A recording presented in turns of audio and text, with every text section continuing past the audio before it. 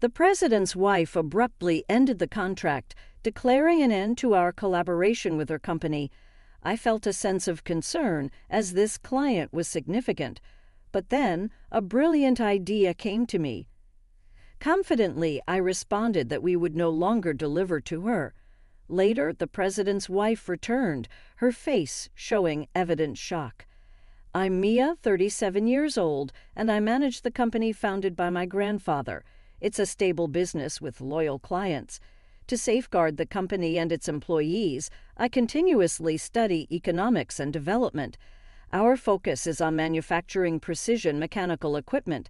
Some employees have been with us since my grandfather's time, possessing expertise that surpasses mine. I frequently visit the site to learn from them directly. My dedication has earned their respect, and despite my age, I have gained their trust.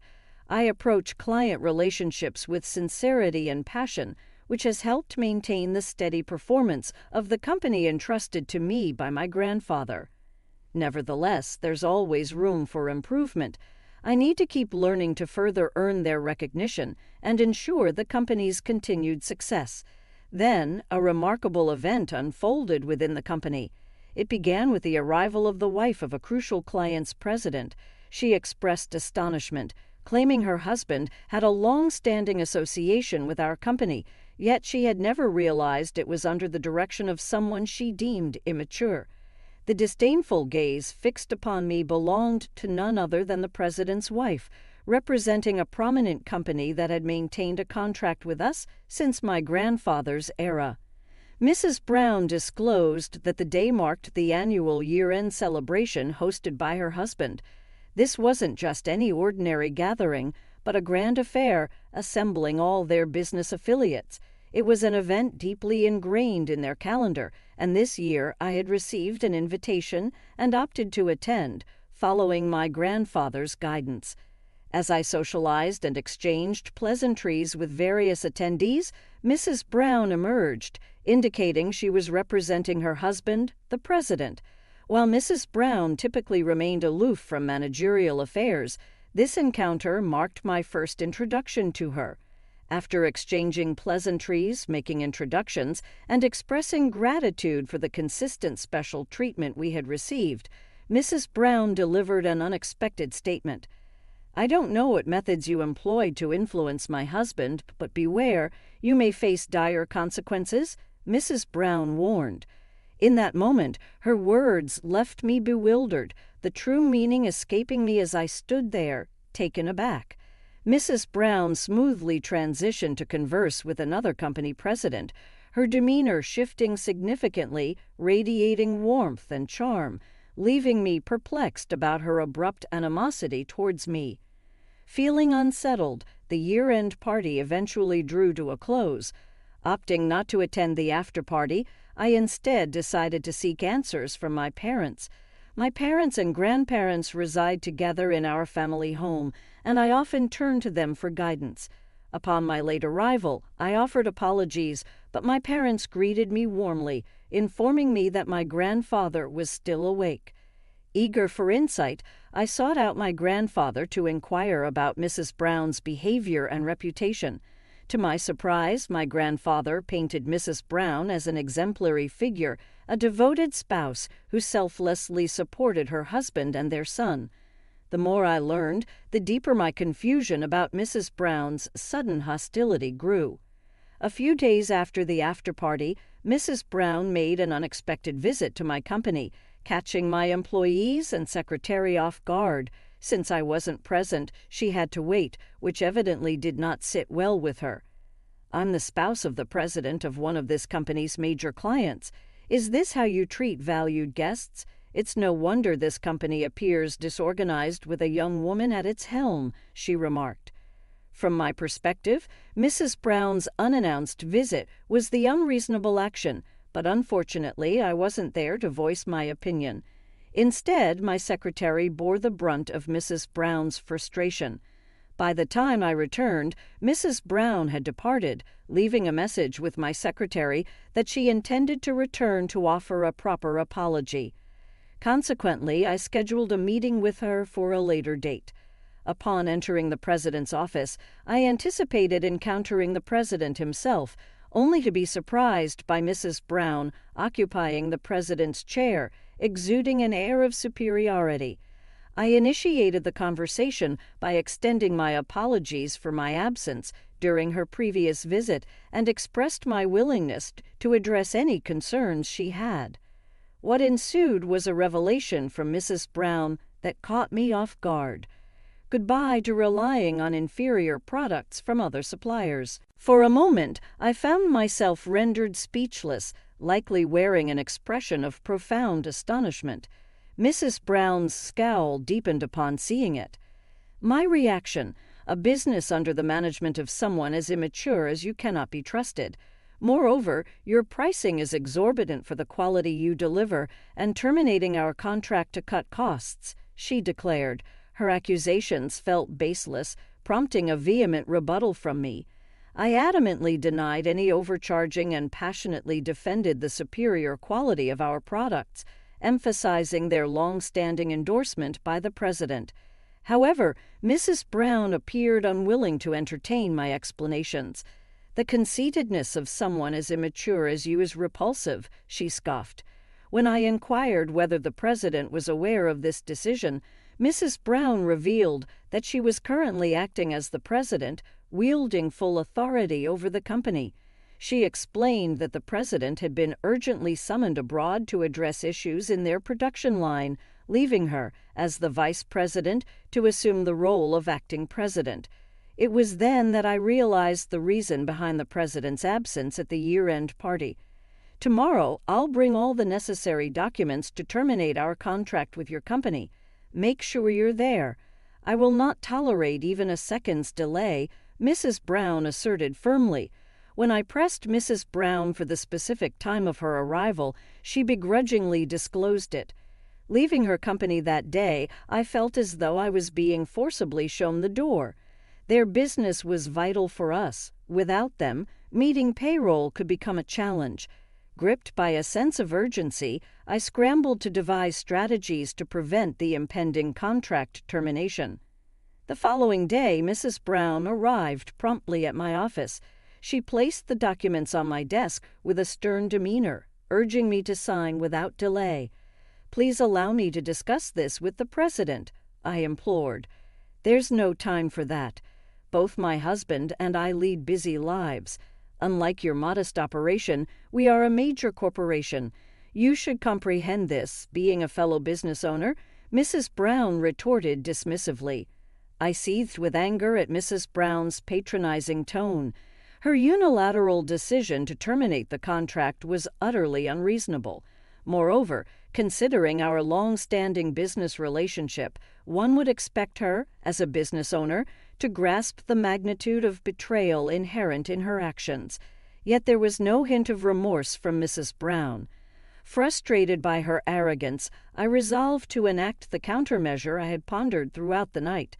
As a last resort, I posed the question to Mrs. Brown with genuine concern: "Are you absolutely certain about this?" Mrs. Brown responded with a derisive laugh, mocking my inquiry. Observing her reaction, I couldn't help but smile. "Understood. We will cease all deliveries to your company," I affirmed. Briefly, Mrs. Brown displayed a flicker of hesitation at my swift acquiescence, but as soon as she witnessed me affixing my signature to the contract, she wore a triumphant smile, evidently satisfied. "Thank you. Our business dealings are now officially concluded," she declared with an air of self-satisfaction. Mrs. Brown departed, and as she exited, both my secretary and I bowed respectfully, concealing our inner amusement. I couldn't help but think that she should have scrutinized the documents more carefully. Once she was out of sight, I promptly composed a concise email to Mrs. Brown's husband, expressing appreciation for all past collaborations. I surmised that this alone would likely suffice for the president to discern the situation. Shortly thereafter, a call was received at my company. "Good day. I apologize for the sudden call. I was taken aback by your email. Could you shed some light on the situation? I'd appreciate a discussion, if possible, perhaps in person," the president requested. To the president's request, I casually assented. Certainly that can be arranged. A week later, the president arrived at my office, visibly uneasy. Accompanying him was Mrs. Brown, her expression reflecting evident displeasure. After formal greetings and light conversation, the president wasted no time inquiring about the contents of my email. Guiding him to a comfortable spot, I offered coffee before settling across from him, preparing to relay the tale, anticipating it to be rather lengthy. Before delving into the sequence of events, I explained, Mrs. Brown abruptly terminated our contract, and I felt it appropriate to express gratitude to the president for years of support before bidding farewell. As I candidly voiced my frustration, the president's complexion turned pale, and he swiftly extended a heartfelt apology.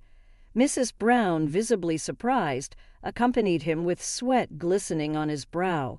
The president apologized earnestly. Mrs. Brown, unsettled by his demeanor, stood beside him, her voice sharp as she rebuked him. "What are you doing apologizing to this inexperienced girl? Cease this immediately." Disregarding Mrs. Brown's objections, the president compelled her to offer an apology. Then, stealing a glance at his wife, he implored me, "Please reconsider terminating the contract. Our company depends heavily on yours. Losing your partnership would be a significant blow to us." He continued to apologize profusely. Mrs. Brown, glaring at her husband, directed her dissatisfaction toward me. "Even without this small company, our business won't suffer. I've already secured contracts with overseas firms to fill the gap. What's the issue?" Maintaining her assertive stance, Mrs. Brown's attitude left me sighing in frustration. Witnessing my reaction, the president was taken aback, then erupted into fury, scolding Mrs. Brown vehemently, "You're clueless. How could you act without considering the consequences? We've maintained a loyal relationship with this company for 40 years. Do you grasp the significance of that?" Mocking the president's sentiment, Mrs. Brown fired back. "So what? I'm not sentimental about old ties. Ending our association with this company will cut costs and enable us to lower our prices, gaining an edge over competitors. It's beneficial." The president's frustration escalated upon hearing Mrs. Brown's retort. "Allowing you to act as president was a mistake," he bellowed, his regret palpable as Mrs. Brown smirked triumphantly in response. In the midst of their confrontation, Mrs. Brown's phone interrupted with a persistent ring. "I'm occupied at the moment," she snapped irritably into the phone. However, her demeanor swiftly shifted from annoyance to panic and bewilderment. "Hold on, what's happening?" With a sense of anticipation, I waited until Mrs. Brown concluded the call before inquiring, "Is everything all right?" Mrs. Brown, visibly overwhelmed, began to articulate her distress. "The overseas company we relied upon has encountered a 3-week delay, and the products received are of subpar quality." Unable to suppress a mocking laugh, I replied, "Such setbacks are unsurprising. Our precision mechanical equipment possesses unique attributes that other companies simply cannot replicate." "What do you mean?" she demanded, her tone edged with curiosity.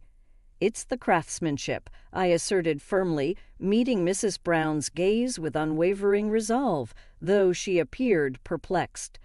I seized the moment to elucidate the profound significance of our company's refined technology and skilled craftsmanship. I emphasized how our products encompass unique techniques unattainable elsewhere, reliant on the expertise of our master craftsmen. As my confidence radiated, Mrs. Brown's expression shifted from defiance to frustration and resignation. With a triumphant air, I held my ground, meeting her defeated countenance with a sense of vindication. Having been vehemently vocal throughout our exchange, Mrs. Brown now seemed rendered speechless, her demeanor subdued. Curious about her motives, I pressed Mrs. Brown for an explanation. With defiant candor, she began to unravel her intentions, revealing a desire to secure her son's future by positioning him as the heir to the company. However, her husband's opposition led her to devise a plan, assuming the role of president temporarily to pave the way for her son's ascension. When an overseas issue emerged, Mrs. Brown saw an opportunity to sever ties with long-standing partners and forge new alliances, with her ultimate goal being to consolidate support for her son's succession. Unfortunately for her, my company stood as an obstacle to her scheme. She had sought alternative suppliers, but faced setbacks until now. Mrs. Brown's glare bored into the president, who sighed heavily, clearly exasperated. "You truly don't grasp the situation. Our son has no interest in inheriting this company." Mrs. Brown's shock was palpable as the president proceeded to disclose their son's true aspirations. "Our son has expressed a passion for agriculture, not business. He set his sights on attending agricultural college, not pursuing economics. That's why I kept it concealed, considering my brother's interest in assuming management." "It can't be," Mrs. Brown murmured, disbelief etched on her face. "It is. Take a look at this," the president urged, displaying his mobile phone. A message from their son, brimming with excitement about his acceptance into agricultural college, accompanied by a snapshot presumably taken on campus, was presented. Witnessing the evidence, Mrs. Brown's resolve faltered, and she sank to the floor in defeat. Turning to me with a plea tinged with desperation, the president implored, "Please, I'll devote myself to making amends for this misstep. Can we reopen negotiations on the contract?" I reached out to the president, offering my hand. "If Mrs. Brown is willing to step back from management, we can proceed as though the contract termination never occurred." Relief flooded the president's expression, yet Mrs. Brown, her bitterness evident, fixed a steely gaze on me, adamantly insisting that the termination documents remain valid.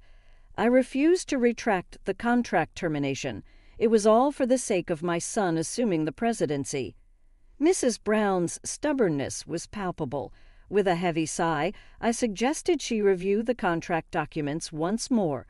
Motioning to my secretary, I requested the copy provided by Mrs. Brown. "Please observe the signature area." I directed her attention to a spot outside the designated section where my signature was positioned. Mrs. Brown, taken aback, hesitated. "Doesn't this render the contract termination invalid?" Admittedly, it was an oversight on my part to sign in the wrong place. However, Mrs. Brown, you overlooked it as well, leaving us on equal footing, wouldn't you agree?